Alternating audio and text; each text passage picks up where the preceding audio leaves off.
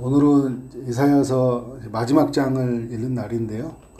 66일 동안 우리가 이사야서 말씀을 읽었는데 저는 매일마다 우리 모두에게 은혜를 주셨다라는 생각이 들었어요. 우리가 어떤 죄를 저질렀는지를 또 이사야서를 통해 깨닫게 되고, 또 회개하지 않으면 또 어떤 결과에 이르는지도 또 깨달을 수 있었어요. 그리고 우리가 회개하고 주님께 나아가면 하나님은 우리를 놀랍게 회복하신다라, 이런 깨달음도 우리에게 주셨죠. 오늘 이제 66장 이렇게 읽으면서 딱 하나님께서 저희에게 주시는 그 한 단어가 있다면 예배라는 생각이 들었어요. 마지막 23절에 보니까 모든 혈육이 내 앞에 나와 예배하리라 이야기하잖아요. 예배하리라. 이사야서 1장에서도 보면요, 예배에 관한 이야기거든요. 하나님 앞에 사람들이 예배드리러 왔는데 하나님이 그 예배를 받지 않은 거예요. 그들의 예배는 성전의 마당만 있는 예배고, 결국 지성소 안에 들어오지 못하는 그들의 삶의 모습인데, 그들이 지성소 안에 들어오기 싫어서 마당만 있는 게 아니라 들어올 수 없는 상태죠. 왜냐하면 삶이 엉망이 되었거든요. 너무 많이 무너져 있었거든요.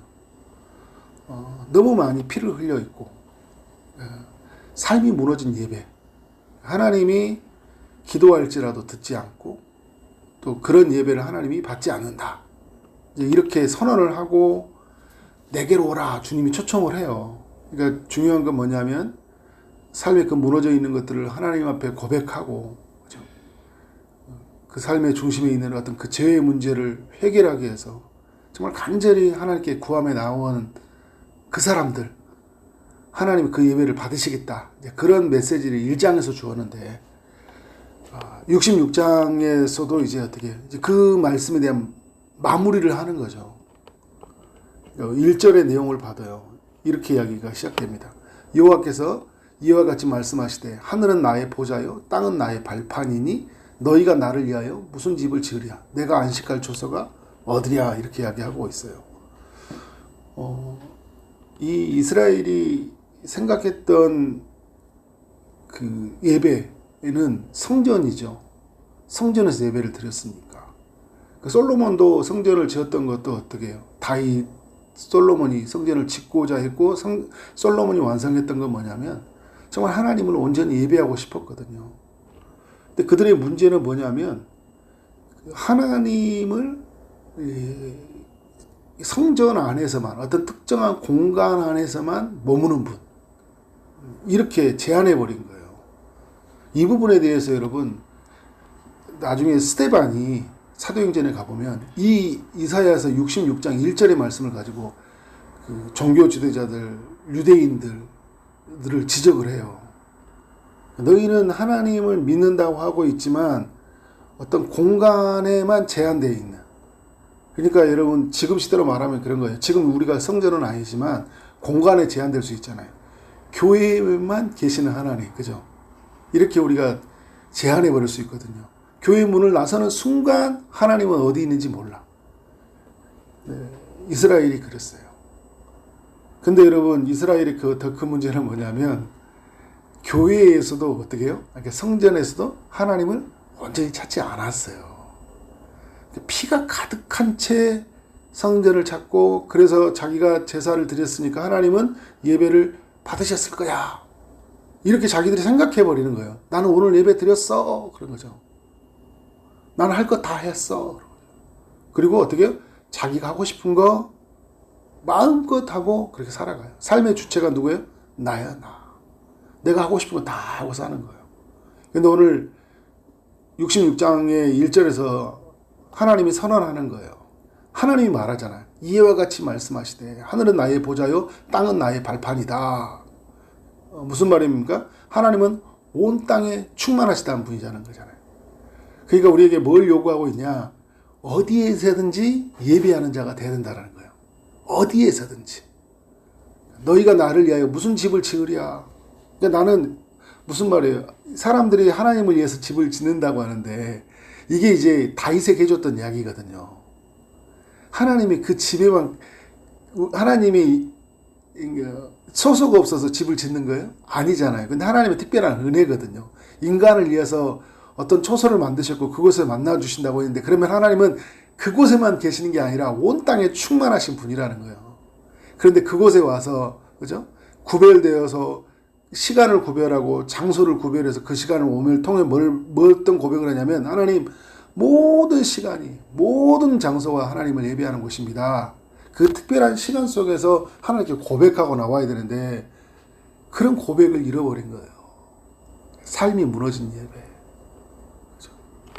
2절에 보니까 이런 이야기예요. 나 여호와가 말하노라, 내 손이 이 모든 것을 지었으므로 그들이 생겼느니라. 여러분, 사람들이 짓는 것 같은데 누가 지으셨다고 이야기해요? 하나님이 지으셨다고 이야기해요. 근데 그러면 하나님이 어떤 사람들의 예배를 받으냐? 무릇 마음이 가난하고 이야기를 하고 있어요. 이 말은 뭐냐면, 스스로 우리의 부족을 알고 하나님을 의존하는 사람들, 겸손하게 하나님을 찾는 사람들, 이런 사람들의 예배를 하나님이 원하신다라는 거예요. 심령에 통회하며 죄를 슬퍼하며 회개하는 마음을 가지고 나오는 사람들. 우리가 여러분 항상 예배할 때 그 회개는 너무 중요한 거예요. 우리가 여러분 기도할 때도 그런 것 같아요.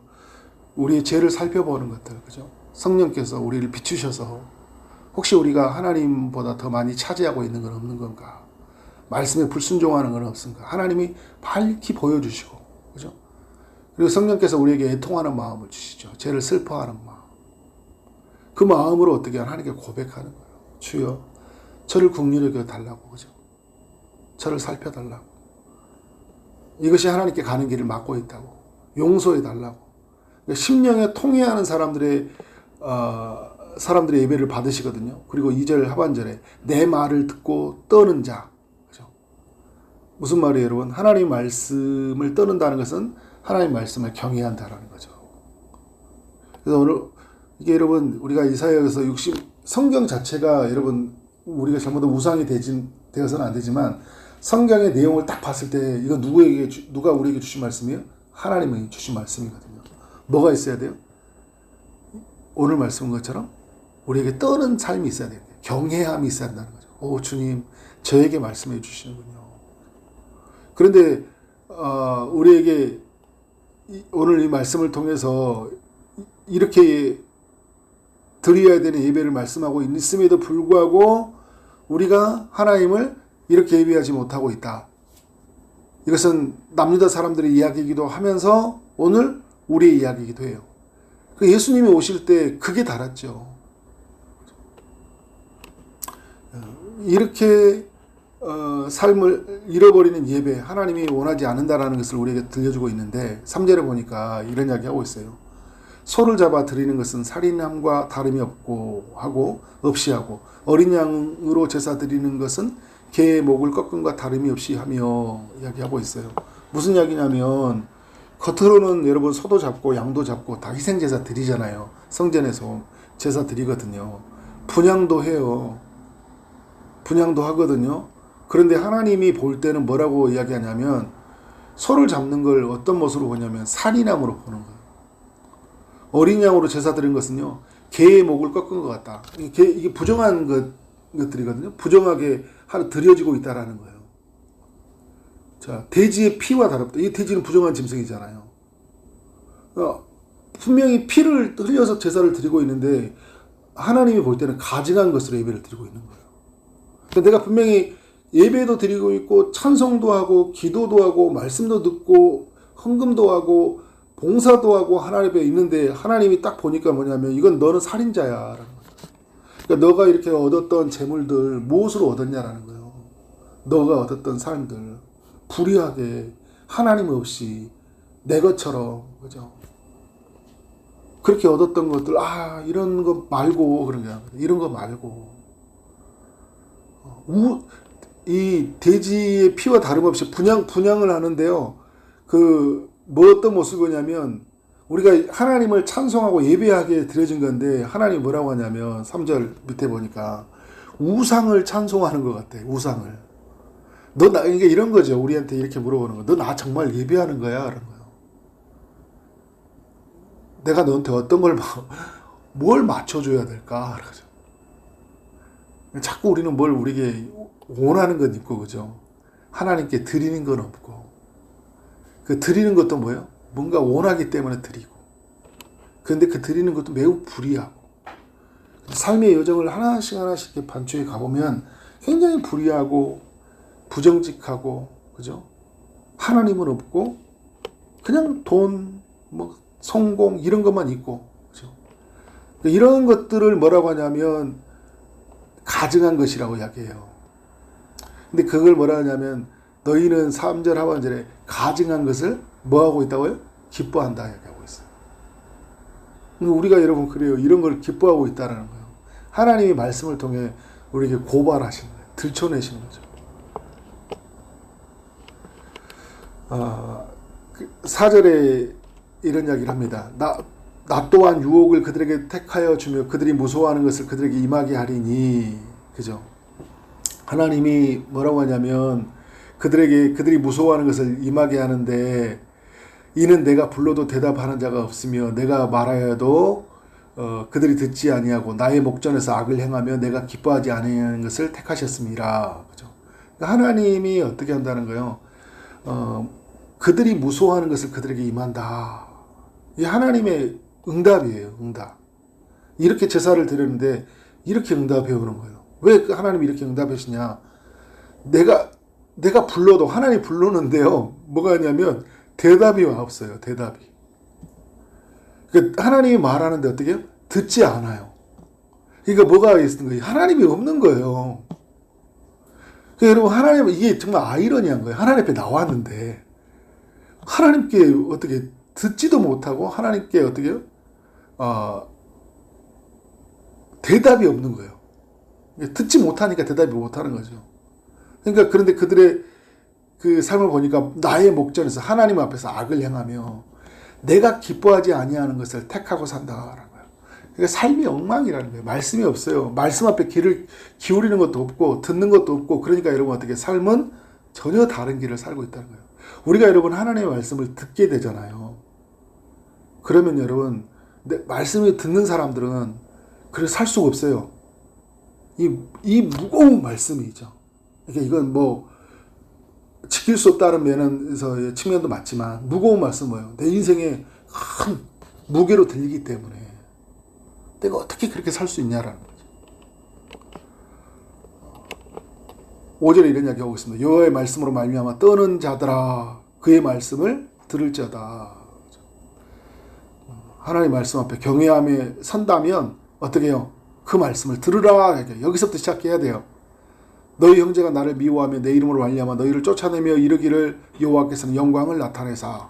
근데 여러분 5절에서 6절은 너무 우리에게 또 소망이 되는 게 뭐냐면 이제 1절부터 4절까지는 1절, 2절은 참되게 예배하는 참되지 못하게 예배하는 삶인데 그러면 참되게 예배하는 사람들에게 하나님 들려주시는 음성이 있어요. 그게 뭐냐면 너희 형제가 너희를 미워하면 내 이름을 말미암아 너희를 쫓아내며 이르기를 여호와께서는 영광을 나타내사 너희 기쁨을 우리에게 보이시길 원하라 하였으나 그들은 수치를 당하리라 하였느니라. 무슨 이야기냐면 여러분 우리가 하나님 앞에 온전히 예배드리잖아요. 근데 우리를 방해하는 이들이 있단 말이에요. 근데 우리를 방해하는 이들을 하나님이 어떻게 하시냐? 그들은 수치를 당하게 하시겠다라는 거예요. 우리는 여러분 예배드릴 때 여러 가지 힘든 면이 있거든요. 나만 이렇게 예배드려야 되나? 그래서 너무 속상하고 어려울 때 있어요. 근데 하나님이 어떻게 하냐면 우리를 예배드리지 못하게 하는 세상, 그죠? 불의에 가득한 세상, 그리고 우리를 불의에 빠뜨리게 하려고는 그 세상을 우리에게 수치를 당하게 하심으로 말미암아 우리에게 주시는 건 뭐냐면 이로함이에요. 이로함. 어떤 이로함이냐? 그잖아요, 여러분. 이게 맞는지 이게 틀리는지 잘 모르겠단 말이에요. 왜냐하면 아닌 걸 너무 많은 사람들이 붙잡고 살아가니까 그럼 내가 선택한 게 나만 잘못된 건가? 나만 이상한 사람인가 생각할 수 있잖아요. 그죠? 근데 하나님이 뭘 보이냐면 정말 그 아닌 삶을 붙잡고 살아가는 사람들을 수치를 당하게 하심으로 말미암아 내가 선택한 게 어떻게 하는 거예요? 맞구나. 그죠? 그래서 뭘 누리는 거예요? 이로를 누리는 거예요. 이로를. 떠드는 자가 성읍에서부터 들려오며 목소리가 성전에서 들리니 이는 여호와께서 그의 온수에게 보응하시는 목소리로다. 하나님이 어떻게 해요? 그래서 이곳저곳에서 막 진짜 힘든 것들이 다 들리는 거죠. 결국은 여러분 가짜는 드러나게 돼 있어요. 왜? 생명이 없기 때문에. 결국은 무너져요. 근데 그걸 보면서 뭐냐면 하나님이 그들을 갚아주시는 거잖아요. 그 소리가 들려오는 거예요. 그러니까 내가 안심하게 되고요. 내가 선택에 대해서 후회가 없게 되고요. 무엇보다 이렇게 하나님 앞에 예배하는 삶이 어떻게 됐을까요? 위로를 누리는 거예요. 그리고 이제 7절 이하에서 이야기는 오늘 뭐 새벽에 오늘 이 정도까지 마무리하는데 7절 이하에서는 정말 하나님 앞에 그 예배하는 자에게 예비된 하나님의 약속이 뭐냐, 그죠? 다시 아이를 못 낳던 시온이 아이를 낳기 시작한다. 영적인 열매, 그죠? 영적으로 하나님께서 풍성한 열매들이 맺혀지고, 그리고 10절과 11절 보면 거기 보면 슬퍼하는 자들이 막 다 성으로 함께 기뻐한다 이야기잖아요. 슬픔이 기쁨으로. 그리고 이게 21절에 이로하는 품에서 만족한다 이야기잖아요. 풍성함으로 말미암아 즐거워한다. 12절에서 이야기잖아요. 내가 그에게 평강을 강같이, 그죠? 강 같은 평강을 주신다. 그에게 문나라와 영광을 넘치는 시내같이 준다 이야기하고 있어요. 이게 여러분 하나님을 참되게 예배하는 자들에게 주는 약속이에요. 그죠? 그걸 보면 이제 제가 어제도 나눴지만 정말 장차 이루어질 그 약속, 소망을 바라보면 오늘 어떻게 살아야 될지가 더 믿음으로 생기잖아요.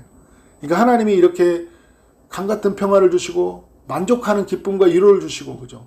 다시 우리에게 영적인 열매를 맺게 하시는 세상을 바라보면 하나님이 이 일을 행하실 텐데, 그죠?